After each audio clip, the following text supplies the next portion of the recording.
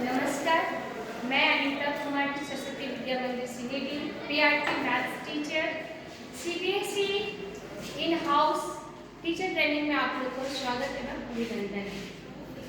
आज का टॉपिक है early childhood care and education, प्रारंभिक देखभाल, प्रारंभिक बाल अवस्था देखभाल और शिक्षा। प्रारंभिक बाल अवस्था देखभाल और शिक्षा का मतलब है जन्म से लेकर 8 साल की उम्र तक के बच्चों की देखभाल और शिक्षा।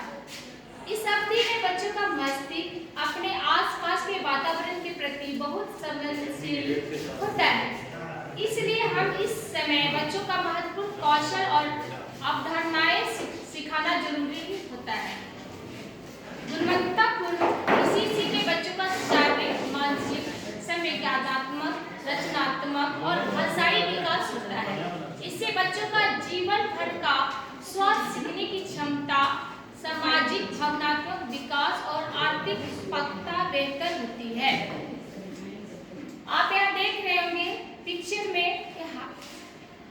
सरस्वती विद्या मंदिर के बच्चे हैं, जहाँ पर बच्चे घर ही विद्यालय है, यानी वो घर से आए हैं विद्यालय में और पूरा वो प्रसन्न है, यानी उनको विद्यालय में आना बहुत अच्छा लग रहा है। ईसीसी का मतलब है घर ही विद्यालय है, यानी घर जैसा ही वातावरण विद्यालय में देना है। ईसीसी का कुछ मुख्य उद्देश्य है बच्चों में सुनने, बोलने, पढ़ने और लिखने का कौशल विकसित करना है। बच्चों में स्पष्ट और उचित भाषा से विचार भावों को व्यक्त करने का योग्यता विकसित करना, बच्चों में अच्छी स्वस्पर्ध आदतें विकसित करना, बच्चों को औपचारिक शिक्षा के लिए तैयार करना। व्याख्या। ईसीसी कार्यक्रम का मुख्य विशेषता बाल केंद्रित, क्रिया आधारित और खेलों द्वारा शिक्षा का ये तीनों तत्वों पर आधारित है। ईसीसी कार्यक्रम की मुख्य विशेषता पूरे बाल अवस्था के 3 से 5 वर्ष की आयु के बच्चों के मानसिक एवं शारीरिक विकास को सुनिश्चित करना है। इस कार्यक्रम के तहत बच्चों के स्वास्थ्य एवं भोजन के पोषण की आवश्यकता पर जोर दिया जाता है। उन्हें साफ सफाई संबंधी, सलीके से रहने के संबंधी आदतों को सिखाया जाता है। खेल खेल में उन्हें नई नई बातें सिखाई जाती है, जिससे बच्चों को ज्ञान का स्तर विकसित हो और अपनी समस्याओं का समाधान करना सीखे। बच्चों का यहाँ बाल केंद्रित किया गया है, यानी हमारा बच्चा ही यहाँ का भविष्य है। यानी बच्चे को आप देख रहे होंगे क्रिया आधारित उनको शिक्षा दिया जा रहा है, यानी उनके हाथों में कुछ लगा हुआ है और उसी से उनको बताना है कलर का पहचान, और वो बहुत खुशी है कि उनके हाथ में कुछ लगा हुआ है और हाथ में लगाने के बाद ही उनको पहचान कराना है कि कौन सा कलर है। दूसरा आप देख रहे हैं खेल के द्वारा बच्चों को उनको शिक्षा देना। खेल खेल के द्वारा बच्चे राउंड में घूम रहे हैं और कुछ बोलते जा रहे हैं, वो काउंटिंग नंबर बोल रहे हैं, 1 2 बोलते हुए, और जहाँ पर उनको खेल भी रहे हैं, मनोरंजन भी कर रहे हैं और उससे वो काउंटिंग नंबर भी सीख रहे हैं, यानी खेल के द्वारा वो अपने बौद्धिक विकास कर रहे हैं। ईसीई शिक्षक बच्चों के समग्र विकास में महत्वपूर्ण भूमिका निभाते हैं। उनकी अनेक सक्रिय भूमिकाएं हैं, क्योंकि वे छोटे बच्चे के जीवन के विभिन्न पहलुओं जैसे स्वास्थ्य, आहार, सुरक्षा, संरक्षण और शिक्षा की देखभाल करने का उत्तरदायित्व लेते हैं। इसमें बच्चों को सबसे ज्यादा उनके स्वास्थ्य, यानी उनके लंच बॉक्स में क्या है उनको चेक करना सबसे महत्वपूर्ण टॉपिक है। ईसीसी शिक्षक के गुण, यानी प्रारंभिक देखभाल व्यवस्था और शिक्षा के लिए जो शिक्षक नियुक्त किए गए हैं विद्यालय में, वो किस तरह से बच्चों को शिक्षा देंगे, इसी में इनके शिक्षक के गुण बताए गए हैं। पहला है स्नेहशील एवं ध्यान रखने वाला, दूसरा है एक सक्रिय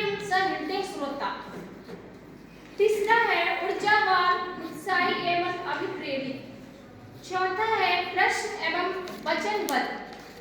पांचवा है धैर्यवान एवं लगनशील।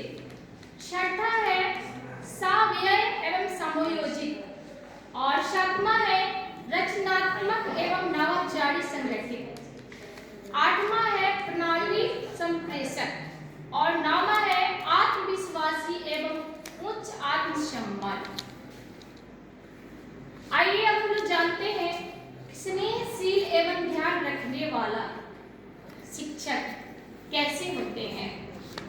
आप बच्चे स्नेह दुलार तथा ध्यान से किसी के भी साथ घुल मिल जाते हैं। जैसे ही बच्चा ईसीसी केंद्र के नए वातावरण में प्रवेश करता है, उसे एक स्नेहशील शिक्षक की आवश्यकता होती है, जिस पर वो अपनी सभी आवश्यकताओं के लिए भरोसा कर सके। शिक्षक एवं बच्चे के मध्य विश्वास विकसित होने का कारण निस्वार्थ प्रेम एवं दुलार है। यह बच्चे के बेहतर सामाजिक एवं संवेगात्मक विकास में सहायक है। शिक्षक द्वारा बच्चों का ख्याल रखना एवं परवाह करना, उनमें एक हमेशा चलने वाला संबंध बनाने का पर्याय है।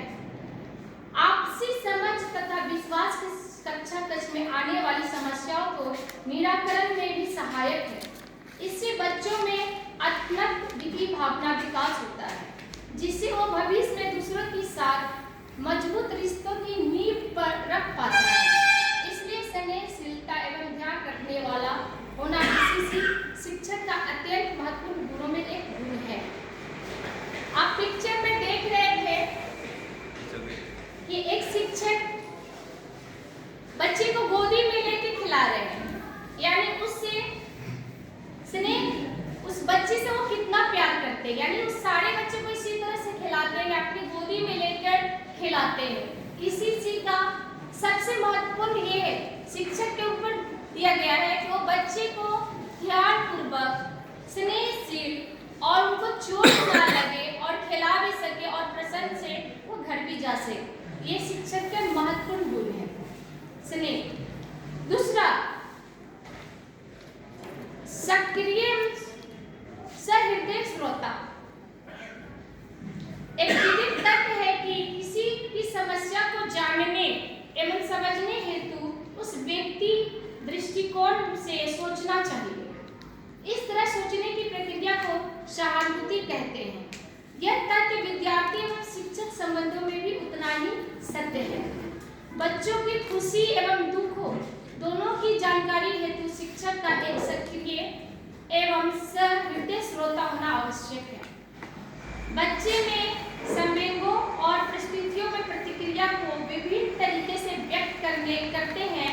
शिक्षक का सहानुभूतिपूर्ण व्यवहार उसे बच्चे के विचार तथा संवेगों को समझने में सक्षम बनाता है। इसी से बच्चे के शिक्षक के जीवन में अपनी महत्ता पहचान पाते हैं। यही गुण शिक्षक के विभिन्न कक्षा कक्ष में एवं व्यवहारिक समस्याओं को निदान सफलतापूर्वक करने में सहायता करता है। आप कक्षा कक्ष में क्या पढ़ा रहे हैं, बच्चे सुन रहे हैं या नहीं, ध्यान दे रहे हैं या नहीं, इसके लिए आपको आपका टॉपिक, आपका पढ़ाने का तरीका वह देखा जाता है। आप जो पढ़ा रहे हैं बच्चे सुन रहे हैं, तो आप इस तरह से भी पढ़ाने से हम बच्चे को एक रचनात्मक में बैठा दिए हैं और उनको कुछ टॉपिक दिए हैं और उनको आप कुछ बता रहे हैं, वो ध्यानपूर्वक सुन रहे हैं और उनको रुचि भी बढ़ रही है। ऊर्जावान, अभिप्रेरित एवं उत्साही। एक सकारात्मक ऊर्जा से भरा जोशील शिक्षक कक्षा कक्ष में बच्चों को सकारात्मक ऊर्जा दे सकता है। उत्साही शिक्षक एक ऐसे वातावरण का निर्माण करते हैं जो सभी बच्चों के लिए आनंददायी होता है। खेल बच्चों का स्वास्थ्य विकास के लिए आवश्यक है तथा उन्हें अपने आसपास के विभिन्न वस्तुओं के बारे में खोजबीन करने तथा अध्ययन के योग्य बनाता है। अभिप्रेरित शिक्षक बच्चों के साथ विभिन्न गतिविधियों में घुल मिल जाते हैं। जो बच्चे तथा शिक्षक विभिन्न क्रियाकलापों के माध्यम से अनेक विचारों का उद्भव एवं विकास करने में सहायक होते हैं, यह विचार बच्चों एवं शिक्षकों के अधिगम का आधार है। ऐसे शिक्षक आंतरिक संतुष्टि एवं प्रसन्नता से बच्चों को अधिगम कराने में सफल होते हैं। खेल के द्वारा बच्चे ऊर्जावान का मतलब है एनर्जेटिक। आपके अंदर जितना एनर्जी है उतना बच्चे में देना है। आप जितना उछल सकते हैं बच्चे भी उतने उछल सकते हैं। आप जितना दौड़ के खिला सकते हैं वैसे ही बच्चे भी आपके द्वारा खेल सकते हैं आपको देखकर। प्रश्न वचनबद्ध एक बहुत अच्छा टॉपिक है। हम कक्षा कक्ष में जाते हैं तो बच्चे 3 तरह के मूड में रहते हैं कक्षा कक्ष में। एक टीचर जाते हैं पहले फर्स्ट में देख रहे होंगे गुस्सा के मूड में, और जब भी वो क्लास में गए बच्चा हल्ला कर रहा है और वो खड़ा होकर एकदम आंख मुंह फुलाकर उसको देख रहे हैं टकटकी लगा के, बच्चा डर जाता है, फिर उनसे पढ़ना नहीं चाहता है। एक अच्छा कक्ष की बात है। गुस्से भरी नजर से आप उनको देखते हैं, अगर उनको मार देते हैं उस वक्त वो बच्चा आपको बिल्कुल नहीं पसंद करता है और आपको वो पढ़ना नहीं चाहेगा आपसे। दूसरा आप देख रहे होंगे क्रिया आधारित शिक्षा। क्रिया आधारित शिक्षा एक शिक्षिका अपने फिंगर को दिखा रही है, फिंगर के द्वारा और कुछ सामग्री अपने हाथों में रखी है। बच्चे उसको चकटकी निगाहों से उसको देखते हैं और देखने की कोशिश करते हैं कि वो क्या है। क्वेश्चन वो बाद में करेंगे, पहले वो बारीकी से देखेंगे। उनके जाते ही सभी बच्चे का ध्यान रहेगा कि उस शिक्षक के हाथ में क्या है, वो क्या दिखाना चाहती है, और पूछते भी है उनसे कि ये क्या है, और सभी का ध्यान केंद्रित उस शिक्षक के चेहरे पर रहता है, उनके हाथों पे रहता है कि वो क्या दिखाना चाहती है, और उस तरह से वो क्रिया आधारित, इसी को बोलते हैं क्रिया आधारित शिक्षा देना, अपने सामग्री के द्वारा बच्चे को समझाना। तीसरा आप देख रहे होंगे प्रश्न शिक्षक। वो क्लास में गए और बच्चे के साथ खेलने कूदने लगे, अपने टॉपिक में आने में टाइम लगाए। पहले तो पूरा खेले कूदे, हंसाए बच्चे को, और जो उनको पढ़ाना है उस टॉपिक को वो सामग्री लेके गए और अपने इर्द गिर्द यानी अपने पाठ्यपुस्तक के द्वारा या उसको सर पे नाटक के द्वारा वो दिखाए। तो आप यहाँ देख रहे होंगे ये 3 तरह का शिक्षा हमने एक क्लास में ही दिया है। एक कक्षा कक्ष की, एक 3 शिक्षक है, 3 टीचर है, शिक्षक है जो 3 तरह से कक्षा कक्ष में अपने टॉपिक को पढ़ाए। धैर्यवान एवं लगनशील शिक्षक को बच्चे की समस्याओं को धैर्य तथा लगन के साथ समाधान करना चाहिए। खेल तथा अन्य क्रियाओं के समय शिक्षक देखते हैं कि बच्चों खिलौने तथा अन्य सामान इधर उधर रख देते हैं एवं कक्षा कक्ष स्वयं को गंदा भी करते हैं। वे शिक्षक की अपेक्षा के अनुसार ना ही प्रतिक्रिया देते हैं और ना ही सीखते हैं। ऐसी परिस्थितियों में शिक्षकों को बच्चे से नाराज अथवा गुस्सा नहीं होना चाहिए। अब तो बच्चों को आजादी देनी चाहिए कि वो अपनी सुरक्षा ध्यान रखे, जैसे चाहे खेले और सीखे। बच्चों को बेहतर सीखने के लिए प्रोत्साहित करें। इसी प्रकार एक बच्चे को अधिगम हेतु गतिविधियों को बार बार दोहराए और जाने की आवश्यकता हो सकती है, जबकि दूसरे बच्चों को इसी अधिगम के लिए विशेष ध्यान की हो सकती है, जबकि दूसरी आवश्यकता हो सकती है। विभिन्न प्रकार की आवश्यकताओं की पूर्ति के लिए ECCE शिक्षकों के धैर्यवान और लगनशील होना चाहिए। शिक्षकों को सकारात्मक परिणाम के लिए लगातार प्रयास करना चाहिए। धैर्यवान लगनशील, हम कक्षा कक्ष में जाते हैं, बच्चे इधर उधर घूमते रहते हैं और कक्षा कक्ष को गंदा करके रखते हैं। उस वक्त हम बच्चों के बीच में जाकर गुस्सा नहीं करना है, उसको धैर्य पूर्वक बच्चे के द्वारा ही आप अपना कक्षा कक्ष का साफ सफाई करवा सकते हैं। बच्चे के द्वारा प्यार से बोलकर उसको डस्टबिन में जो भी इधर गिर्द वस्तु फेंके हुए हैं उसको रखवा सकते हैं। रचनात्मक तथा नवाचार। हम बच्चे को नई नई चीज कैसे सिखा सकते हैं कक्षा कक्ष में? तो अपनी रचनाओं के द्वारा ही हम बच्चे को कक्षा कक्ष में नई नई चीज सिखा सकते हैं। पहले तो बैठने की शैली, हमें बैठने की शैली को ऐसा बनाना चाहिए कि वो खुशी रहे, उत्साहित रहे कि हमें दीदी जी, आचार्य जी क्या सिखाना चाहते हैं। सबसे पहले रचना, आप कुछ क्या पढ़ाना चाहते हैं उसको विषय वस्तु सामग्री बच्चे को हाथों में दे दें और अपने हाथों में भी लेकर बच्चे को सिखाएं। बच्चे ऑटोमेटिक आपके द्वारा क्रियाकलाप करते हुए देखेंगे और तुरंत सीख जाएंगे।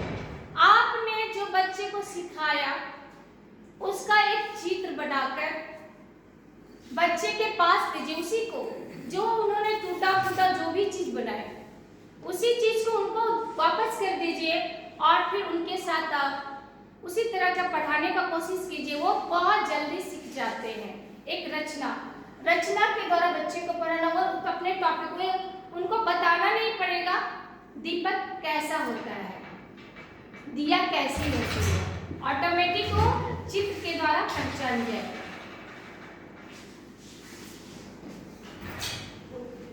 सबसे अच्छा टॉपिक है, सबसे अच्छा अभिभावक एवं समाज के साथ तालमेल बनाने हेतु प्रभावी।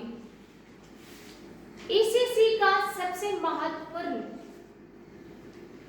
हमें जो बच्चे को हमारे विद्यालय में पढ़ने आए हैं उनके माता पिता के साथ हमारा कैसा संबंध है।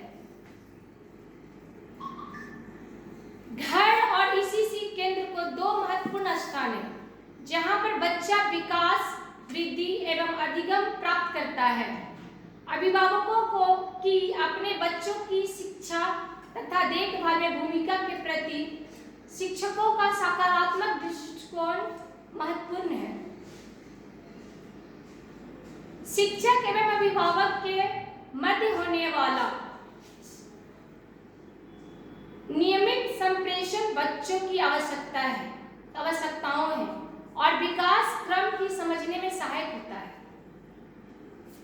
साथ में समुदाय एवं अभिभावकों की केंद्र के संचालन में सक्रिय सहभागिता के मध्य दुराव को कम करती है। अतः अभिभावक को और समुदाय के मध्य मजबूत संबंध बच्चों के इष्टतम विकास के लिए आवश्यक है।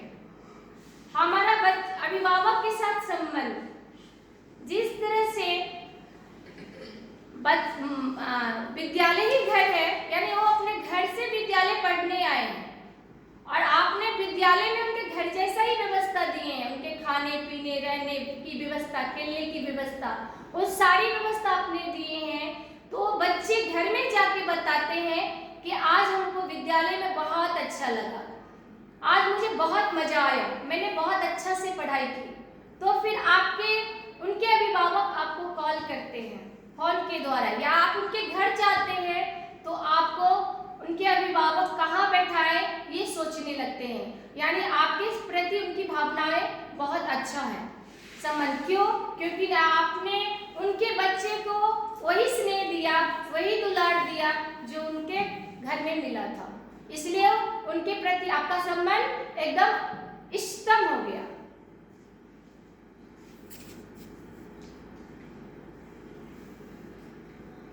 समृद्ध शिक्षण अधिगम वातावरण का निर्माण, creating and enriching teaching learning environment. प्रत्येक बच्चों की अपनी अधिगम शैली और अधिगम गति होती है। एक ही प्रकार की शिक्षण शैली सभी बच्चों पर प्रभावी नहीं होती। ईसीसीई शिक्षकों की यह उत्तरदायित्व होती है कि वह छोटे बच्चों के लिए एक सहयोगात्मक और स्नेहशील वातावरण तैयार करें। ईसीसीई केंद्र पर एक अच्छा अधिगम वातावरण तैयार करने के लिए अनेक पहलू योगदान देते हैं। इन पहलुओं के लिए संबंध में शिक्षकों की भूमिका अध्ययन करें। ईसीसीई शिक्षकों कक्षा कक्ष संगठन तथा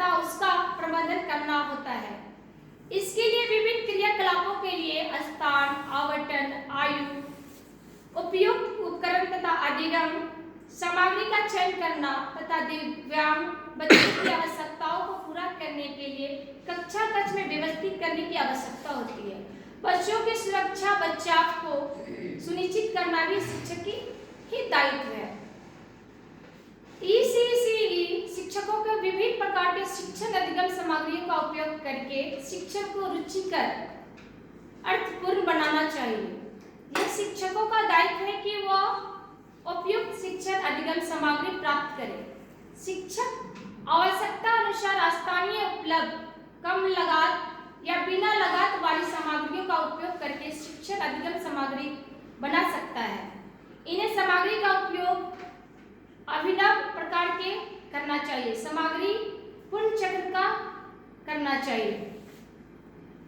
हम कक्षा कक्ष में जो कक्षाएं लेने जाते हैं तो खरीदा हुआ ही सामग्री से नहीं शिक्षा देना है। हमारे आसपास यानी कबाड़ से जुगाड़ के द्वारा यानी हमारे घर में ही जो सामग्री है उनके द्वारा ही बच्चों को शिक्षा देना। उन वही सामग्री के द्वारा उनको बताना। आपने जो आज टॉपिक पढ़ा है उसी के द्वारा उनको पूरी तरह से बताना और उनको समझ में आ जाए कि आज क्या पढ़ाई हुई है। आसपास के वातावरण, जैसे गणित में हमने काउंटिंग नंबर पढ़ाना है तो हम पत्तों को तोड़ के भी उसको बच्चे को समझा सकते हैं, बता सकते हैं। आसपास के स्टिक को भी लेके उसको हम बच्चे को ऐड और सब्ट्रैक्ट समझा सकते हैं।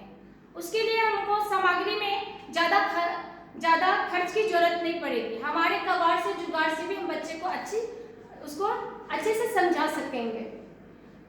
आपके पास जो बेकार की चीजें हैं जैसे कार्टून वगैरह, आप उसमें बच्चे को उसके कार्टून का में पिक्चर बना दीजिए तरह तरह के जानवरों का, चिड़िया का और उनके चेहरे पे चिपका दीजिए। और वो उससे उनको पूरी तरह से वो समझ आएंगे किस जानवर का ये चित्र है। यानी पॉपेट के द्वारा भी हम बच्चे को अच्छे से शिक्षा दे सकते हैं। जरूरी नहीं है कि हम उनको चिड़ियाघर में ही ले जाकर उनको बताएं कि ये जानवर जिराफ है, ये हाथी है। आप यहाँ से बैठे बैठे कक्षा कक्ष में भी उसको पॉपेट के द्वारा पिक्चर बनाकर आप उनको बता सकते हैं।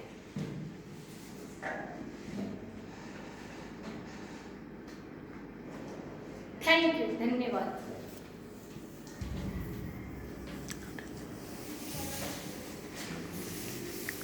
आप सभी को कोई क्वेश्चन है, कोई प्रश्न है तो आप पूछ सकते हैं।